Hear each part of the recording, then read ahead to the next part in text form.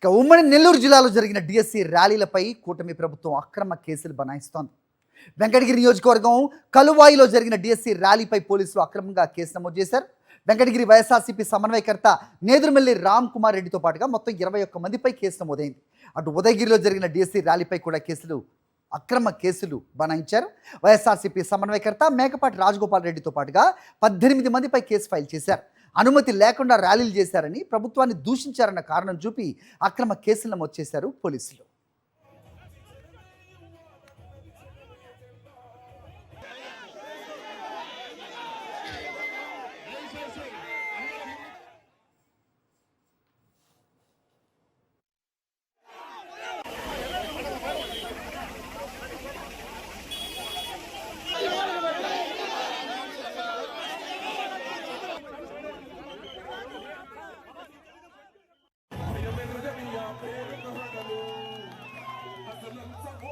Right, ఇదే అంశంపై updates మా కరెస్పాండెంట్ లోకేష్ అడిగి తెలుసుకుందాం.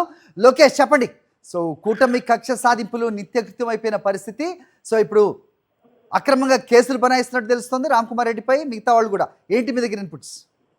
హరి, ఏపీలో ఏదైతే డిఎస్సి అవకతవకలు అక్రమాలపైన వైఎస్ఆర్సీపీ అలుపెరుగని పోరాటం చేసింది. దశల వారీగా రిలే నిరాహార దీక్షలు, అదేవిధంగా ర్యాలీలు, ఆందోళన, నిరసన చేపట్టిన పరిస్థితి. ఇందులో భాగంగానే నిన్న రాష్ట్ర వ్యాప్తంగా 175 నియోజకవర్గాల్లో వైఎస్ఆర్సీపీ ర్యాలీలు చేపట్టినటువంటి విషయం తెలిసింది. అయితే ఆ ర్యాలీలకు అనుమతి ఇవ్వలేదు, ట్రాఫిక్ అంతరాయం, అదేవిధంగా ప్రభుత్వాన్ని దూషించారు అని చెప్తూ కూడా అక్రమైనటువంటి కేసులు నమోదు చేశారు. ఉమ్మడి నెల్లూరు జిల్లా వ్యాప్తంగా కూడా సర్వేపల్లి నియోజకవర్గానికి సంబంధించి మాజీ మంత్రి కాకాని పైన, అదేవిధంగా వెంకటగిరి నియోజకవర్గ సమన్వయకర్త నేదురుమల్లి రామ్ కుమార్ రెడ్డి పైన, ఆత్మకూరు నియోజకవర్గ సమన్వయకర్త అయినటువంటి మేకపాటి విక్రమ్ రెడ్డి, అదేవిధంగా ఉదయగిరి నియోజకవర్గ సమన్వయకర్త అయినటువంటి రాజగోపాల్ రెడ్డి పైన కూడా కేసులు నమోదు చేశారు. వీళ్ళందరినీ కూడా A1లుగా పెట్టి మిగిలినటువంటి వైఎస్ఆర్సీపీ శ్రేణులు ఎవరైతే ఉన్నారో వారందరినీ కూడా దాదాపు 12 నుంచి 21 మంది వరకు కూడా ప్రతి చోట కేసులు నమోదు చేసినటువంటి పరిస్థితి.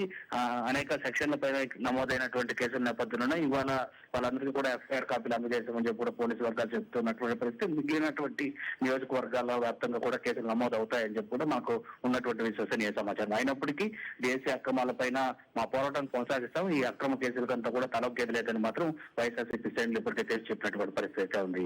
సరే, okay, thanks for the inputs Lokesh.